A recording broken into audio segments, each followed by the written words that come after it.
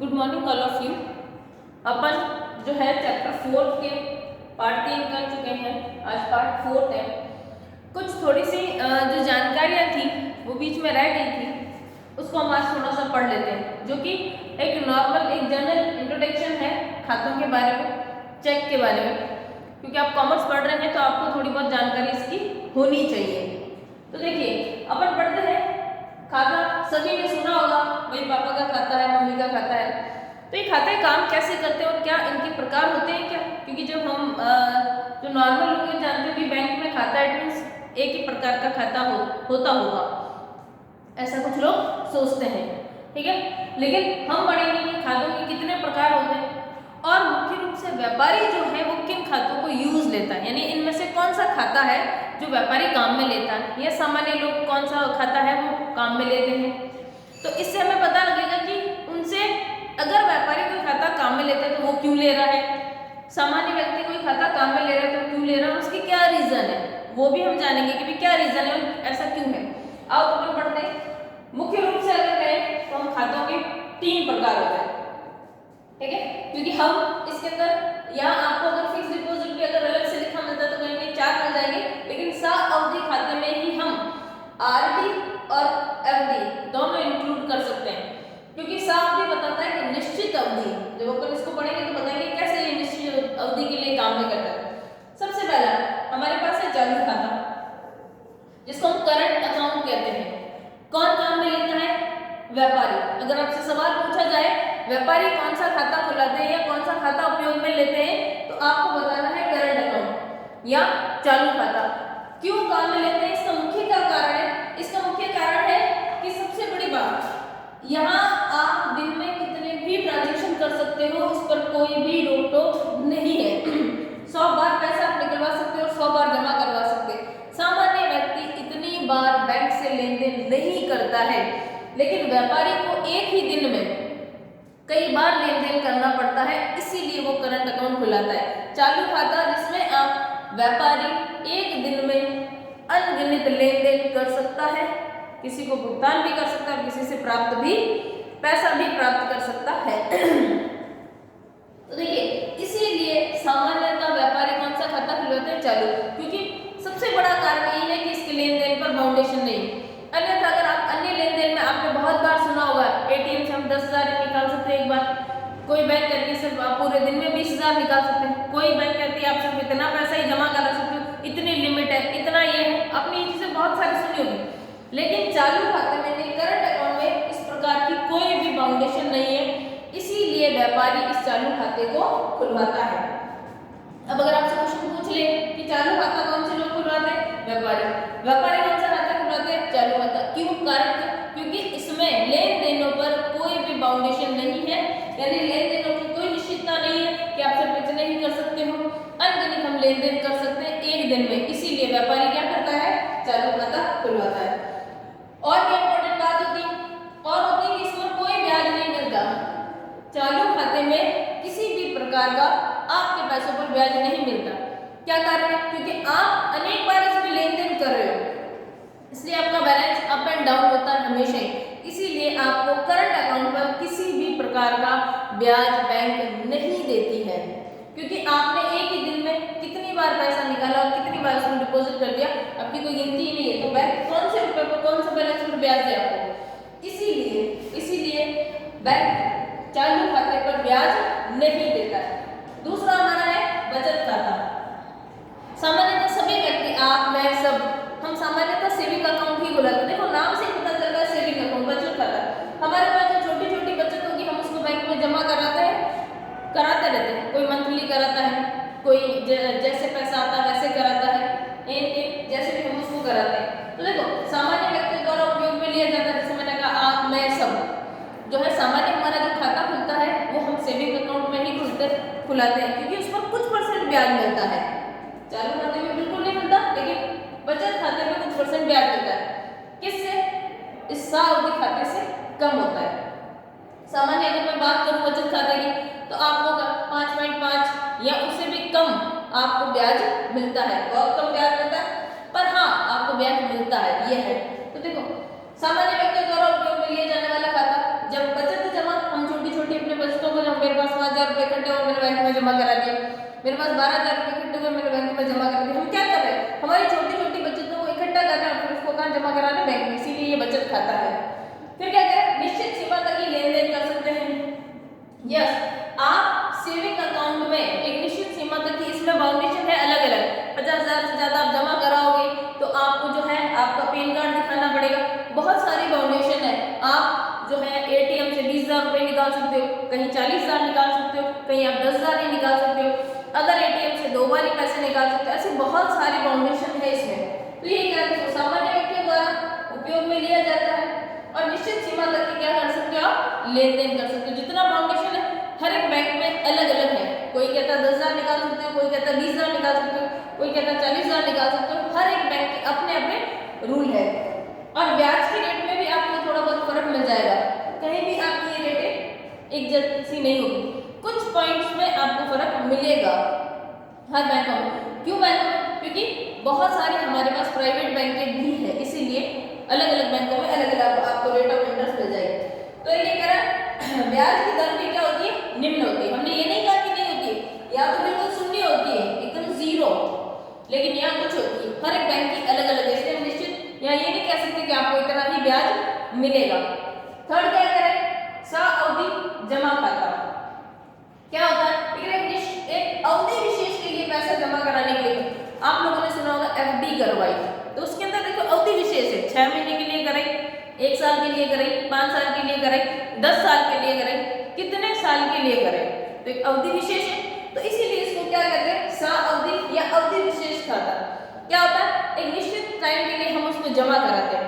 FD आपने देखा होगा, जब भी आप एफडी कराते हैं तो आपके जो आपका सेविंग अकाउंट है वहां से ट्रांसफर होकर एफडी में जाता है, ठीक है, वहां से ट्रांसफर होकर एफडी में। आपके ऐसा नहीं है कि आपके उसी सेविंग अकाउंट के बैलेंस में वो एफडी बोल रही है, नहीं, वो अलग से ही आपको दर्शाती है। तो ये देखिए सावधि खाता क्या कह रहा है, एक अवधि विशेष हेतु पैसा जमा कराते हैं, चाहे आप कुछ अमाउंट फिक्स करा लें या आप एक आरडी भी खुलवाते हैं, जिसको हम रिकरिंग डिपॉजिट भी कहते हैं, जिसमें आप कहते हैं ना, आपने सुना होगा आरडी बार बार रिपीट हो रहा है, रिकरिंग जिसको हम कह रहे हैं, बार बार रिपीट हो रहा है। जैसे 500 रुपए हर महीने मेरी जो है सैलरी से कट जाएंगे, मैंने आरडी करे, आपने लोगों को कहते हुए सुना होगा मैंने 500 रुपए की आरडी करवाई, इसका मतलब हर महीने आप जमा करा। देखो ये भी एक अवधि विशेष हुआ, हर महीने आप 500 रुपए जमा कराओगे, हर महीने, इसमें भी एक अवधि विशेष है, हर महीने। इसीलिए तो आपका एफडी फिक्स्ड डिपॉजिट और आरडी रिकरिंग डिपॉजिट ये दोनों ही सावधि बचत खाते में आते हैं, ठीक है, जिसमें क्या होता है, एक अवधि विशेष होती है, चाहे आप एफडी करा लो 6 महीने के लिए, 1 साल के लिए, 5 साल के लिए, 10 साल के लिए, अवधि विशेष है। उससे पहले अगर आप तोड़ोगे उसको यहाँ पैसा निकालोगे तो उसके अंदर आपको कुछ इंटरेस्ट कम मिलेगा, कुछ रूल रेगुलेशन होते हैं हर एक बैंकों के, तो वो सारे फॉलो आपको करने पड़ेंगे। क्या कह रहा है, निश्चित अवधि के बाद ही क्या कर सकते हो, उसका लेन देन। अगर आपको रिक्वायरमेंट नहीं है तो आप एफडी आपकी मैच्योर कब होगी, जितने समय के लिए आपने करवाई, तो आप उसको काम में कब ले सकते हैं। अगर आपको कोई इमरजेंसी काम नहीं पड़ता है तो आप उस एफडी को 5 साल बाद काम में लेंगे, या 6 महीने बाद, जितने की आपने करवाई उतने समय के बाद ही आप उसको काम में लेंगे। लेकिन अगर कोई इमरजेंसी हुई तो आप उसको बीच में ब्रेक भी करवा सकते हैं। उस समय क्या होगा, उस समय आपको ब्याज कम मिलेगा। नेक्स्ट, ब्याज की दर बचत खाते से क्या होती है, अधिक। ये भी हर एक बैंक में अलग अलग दर है। आप एसबीआई में कराओगे आपको अलग दर मिलेगी, आप आईसीआईसीआई में करवाओगे अलग दर मिलेगी, एचडीएफसी में करवाओगे अलग दर मिलेगी। हर एक बैंकों की अपनी अलग अलग दर है, कुछ पॉइंट्स में ही फर्क होगा, ज्यादा नहीं होगा, ऐसा नहीं कि आपको 3-4% का फर्क मिल जाएगा, ऐसा कभी नहीं होगा, ठीक है, लेकिन कुछ परसेंट का आपको फर्क जरूर मिलेगा। तो ये आपका है सावधि खाता। हमने पढ़ लिए खाते मुख्य रूप से 3 तरह के होते हैं, चालू खाता जो सामान्यतः व्यापारी खुलवाते हैं क्योंकि इसमें अनेक बार वो लेन देन करते हैं और ब्याज की दर क्या होती है, शून्य होती है। बचत खाता सामान्यतः जो सामान्य व्यक्ति वो सभी कराते हैं, क्या करते हैं, अपनी छोटी छोटी बचतों को उसमें जमा कराते हैं और इसमें बाउंडेशन होती है आपके निश्चित लेन देनों का, आप कितनी बार पैसे निकलवा सकते हो या जमा करवा सकते हो। ये इसमें ब्याज की दर निम्न होती जरूर है कुछ ना कुछ। ये कह रहा है सावधि खाता क्या होता है, एक निश्चित समय के बाद या निश्चित समय तक खोला जाने वाला, जिसके अंदर हम एफडी फिक्स्ड डिपॉजिट जिसमें 1 साल 6 महीने, ये रिकरिंग डिपॉजिट जिसमें हम बार बार रिपीट करते हैं, हर महीने 500 रुपए, हर महीने 1000 रुपए, ये होती है आपकी आरडी। ये देखो क्या है, निश्चित अवधि विशेष हेतु खाता खोला जाता है और इसमें निश्चित समय जो टाइम पीरियड कंप्लीट हो जाएगा उसके बाद ही हम उसका लेन देन करेंगे। और उसमें ब्याज की दर किससे अधिक होती है, हम ये नहीं कह सकते बहुत उच्च अधिक होती है। आप ऐसा नहीं कह सकते 20%, 22%, ऐसा नहीं होगा। 8%, 9% हो सकती है मैक्सिमम, इससे भी कम होती है, 6.5% होती है, 7% होती है सीनियर सिटीजन के लिए। अलग अलग बैंकों में अलग अलग रूल है। तो ये तीनों पढ़ लिए। अब हम पढ़े चेक को। सामान्यतः चेक आपने सभी ने देखा होगा, अगर नहीं देखा है तो आपके पास ये देखो आपकी बुक में भी दिया हुआ है, उसके ऊपर एक जमा पर्ची दे रखी है। देखिए आप सब ने बैंक में पैसे जमा कराए होंगे, ये जमा पर्ची है जिसमें हम यहाँ पर सब नोटों की संख्या लिख कर रखते हैं, यहाँ हम अपना नाम, खाता नंबर वो सब लिखते हैं। और ये प्रतिपण, ये जो आपको बैंक का कर्मचारी आपको एक रिसिप्ट जो फाड़ कर देता है पैसे जमा कराने की, उसको हम प्रतिपण कहते हैं, जिसमें बैंक जो कैशियर होता है उसके साइन होते हैं प्लस सील लगी होती है, ये वैलिड होता है, यानी ये आपके पास प्रमाण है। ये जो आपका जमा पर्ची है इसका प्रतिरूप है, इसीलिए इसको प्रतिपण कहा जाता है। सबूत है कि आपने बैंक में पैसे जमा कराए। क्या क्या लिखा होता है, यहाँ देखो, यहाँ अमाउंट लिखे हुए हैं, नोटों के नंबर, जैसे 2000 के आपने कितने नोट कराए, 2, यहाँ लिखोगे इंटू 2।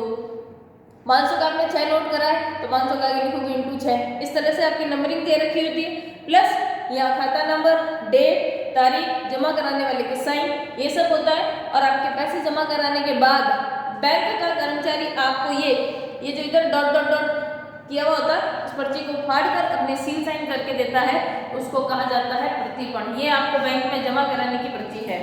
उसके बाद आप सभी ने चेक देखा होगा, ये देखिए चेक, ठीक है, जिस बैंक का होता है यहाँ बैंक का नाम लिखा होता है, यहाँ नीचे एक मैग्नेटिक इंक से चेक के नंबर लिखे होते हैं।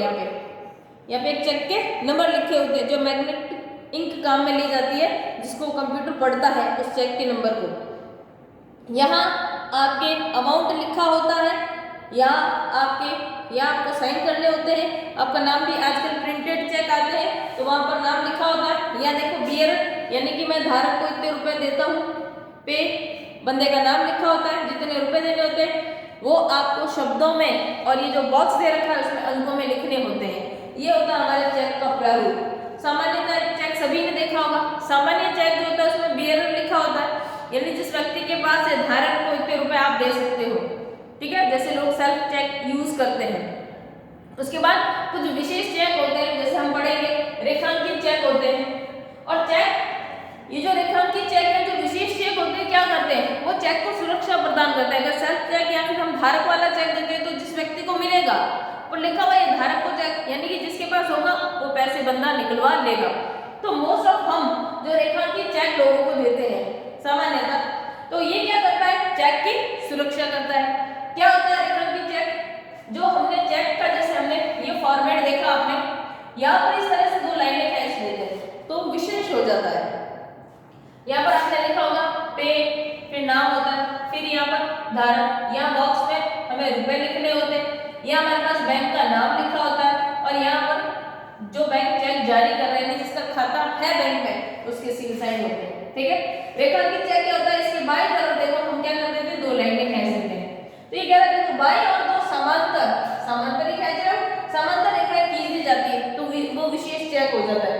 ये कह रहा है यदि अकाउंट पे ओनली लिखा होता है तो उसी व्यक्ति के खाते में जमा होंगे पैसे, ठीक है। यानी कि अगर हम यहाँ पर लिख देते हैं, इस तरह से लिख देते हैं लोग अकाउंट पे ही, यानी कि उसको खुद को या नाम लिखा हुआ उस व्यक्ति को हाथों हाथ नहीं मिलेंगे, उसके खाते में जमा होंगे पैसे। क्या होगा, उसके खाते में जमा होंगे पैसे अकाउंट पे ही लिखने पर, ठीक है। इससे सुरक्षा हो गई। सुरक्षा ये होगी कि अगर किसी अन्य व्यक्ति के हाथ में चेक लग जाए तो वो उसे पैसे नहीं निकाल पाएगा। ये जो चेक वाला पैसा है वो कहाँ जाएगा, आपके बैंक में ही जमा होगा जहां पर आपका बैंक अकाउंट है, इसीलिए इसको रेखांकित चेक या चेक की सुरक्षा हेतु प्रयोग किया जाता है। दूसरा, यदि रेखांकित, देखो क्या यदि रेखांकित चेक पर किसी विशेष जो है बैंक का नाम लिख देंगे, यहाँ पर अकाउंट पे ही लिखा है, वहां पर कह रहा है देखो किसी बैंक विशेष का नाम लिख दिया जाता है तो भुगतान उसी व्यक्ति के विशेष बैंक में जमा होगा। यानी कि मैं अगर यहाँ अकाउंट पे ही लिखा अकाउंट, यहाँ बैंक का नाम लिख देती, जैसे SBI लिख देती, तो क्या होता, ये चेक क्लियर उसी समय होता या तभी होता